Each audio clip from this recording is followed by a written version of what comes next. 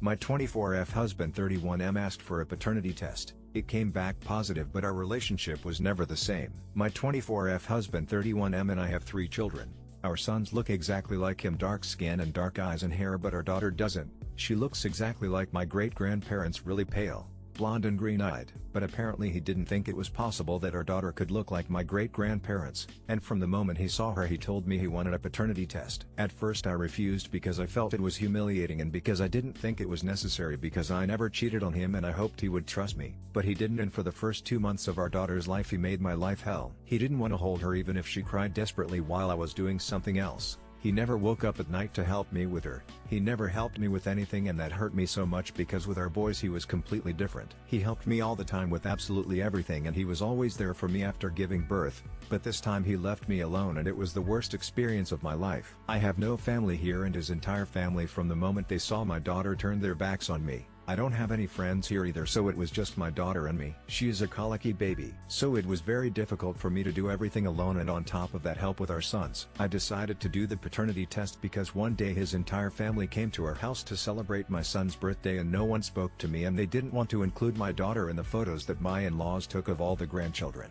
So I knew it was stupid to keep waiting for them to come to their senses. Well, the paternity test came back positive and everyone was shocked, and of course they felt guilty for not having believed in me. Everyone apologized and my husband even cried when he held our daughter in his arms for the first time, and I know that his apologies were genuine and that's why I forgave him. But I don't know if I can forgive his family. They treated me really badly and said horrible things about me just a few days after giving birth, and I can't forget their insults or violence. My husband knows that I don't want to see his family, nor do I want them near any of our children, and he told his family. So these last 3 months it has been just the 5 of us. But it doesn't feel as good as I expected. My husband is constantly apologizing and crying every time he holds our daughter, and I am getting tired of this situation. I want us to be happy as we were before. So how can we move on?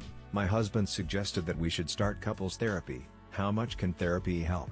Update: my 24F husband 31M asked for a paternity test. It came back positive, but our relationship was never the same. I think before the update I should clarify a few things to put you in context. I know I should have said it in my original post, but I didn't, and that made many people believe so many things that are not true. Before I got pregnant I met a man, I think he's in his early 50s, at work, and you could say that he's a little too friendly. For example, he liked to buy me and another female co-worker, she's in her late 50s, coffee every morning, or once in a while he used to leave a flower on our desks and things like that. That never seemed strange to me because he never tried anything with any of us. He was always just friendly, and he was always talking about his wife, children and grandchildren, and giving us parenting advice. Well, my husband didn't like that I was friends with this man because he said that he was sure that this man liked me because I'm young and that he would soon try something with me. And when he told me that, I told him that I wouldn't stop being friends with him because he was always respectful and I didn't see anything wrong with being friends with a man. And I'm not gonna lie, he got really angry, but after a few days he forgot about it. But all those doubts resurfaced when our daughter was born, because she had a lot of platinum blonde hair, which none of our other children 5M, 4M had, and my husband thought she would look like her brothers. But no, she looked completely different from him and me, and that made him doubt. My coworker's not blonde, but he has the same eye color as our daughter and he's very pale just like her. So my husband asked me for a paternity test and I refused because it was humiliating and because I thought that at least he would educate himself about basic biology, but he didn't. And when I say this I mean that my great-grandparents look exactly like my daughter, same color hair, eyes and skin. And he always knew that but decided to ignore it to believe that I was cheating on him. And I know that I helped this situation escalate and end badly because I should have accepted the paternity test. And I say that because here it is not easy to do a paternity test without authorization from both parents. And regarding his sister and mother, they never liked me, and for a while we even stopped having contact with his family because I didn't like the way they treated me. But when our second son was born I felt alone because it was just my husband, his friends, our son and I wanted my children to grow up with a family, so we got back in touch with them, and in fact they treated me very well until my daughter was born. And when they pulled my hair my husband wasn't present and I didn't tell him until a few weeks later, and by then they had a big fight because of that. I swear that he was never violent, nor did he ever endorse anyone being violent with me. Well, the update is that I gave him an ultimatum and told him that I wanted to go live in my home country and be close to my family, and that if he didn't want that then the only option would be getting divorced. When I told him that, I also told him that I'm talking to a lawyer to advise me on divorce and joint custody. and I guess that made him realize that I was being serious because he said he would be willing to do that to earn my forgiveness. Another thing I asked him is to cut off contact with his family forever because I don't want our children to suffer what I suffered with them. And he agreed. At the moment our plan is to travel for Christmas and stay there for a few weeks and move in the middle of next year. In the meantime we will go to couples and individual therapy and hope to be able to solve our problems. So far things are going well, and I hope they continue that way. Edit. I don't understand why there are so many people accusing me of being a terrible wife and not supporting my husband when he told me to stop talking to my co-worker. I've supported him since we started dating.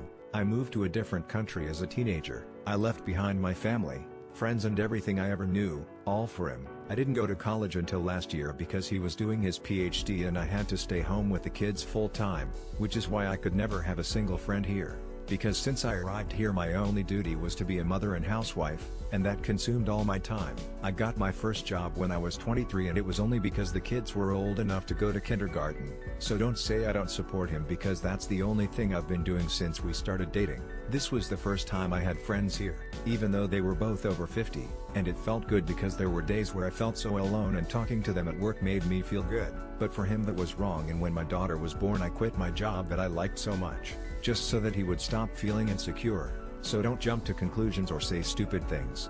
Am I wrong for telling my husband that he ruined my life? To put you in context, I 24F met my husband 32M when I was 18, and as soon as we started dating I moved with him to his country because I was madly in love with him. Well, a few months after arriving there I got pregnant and I couldn't even get into college, because we couldn't afford a babysitter.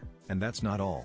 After our son was born I got pregnant again just a few months later, and I had to postpone going to college again because we couldn't afford that expense with 2 children because only my husband worked, and at that time, and it was a part-time job, because he was doing his PhD. Until he graduated and got a well-paying job, I didn't have any social life.